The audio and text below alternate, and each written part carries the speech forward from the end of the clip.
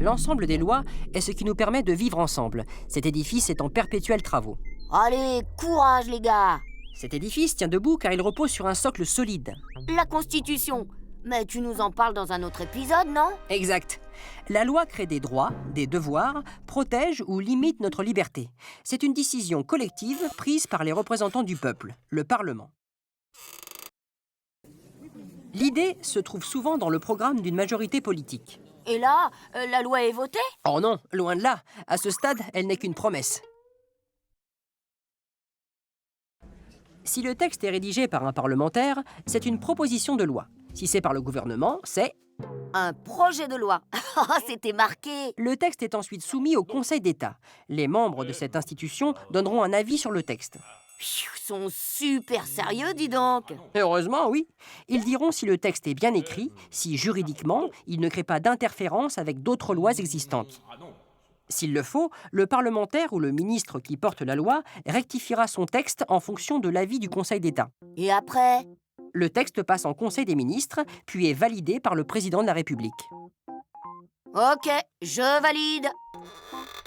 Le texte est alors soumis au Parlement.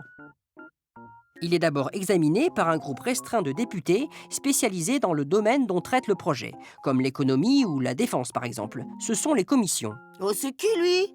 Un des spécialistes pouvant être consulté par les commissions. Il est marrant, il bouge tout le temps. Les commissions peuvent alors modifier, adopter ou rejeter le texte. Et s'il l'adopte? Le texte est alors débattu par l'ensemble des députés de l'Assemblée nationale. Qu'ils soient de la majorité ou de l'opposition, ils apportent des modifications en déposant des amendements. Oh là là, tous les amendements. L'Assemblée vote alors le texte? Oh, regarde, il part au Sénat. Oui, les sénateurs peuvent le modifier. Le texte repart alors à l'Assemblée. C'est la navette parlementaire.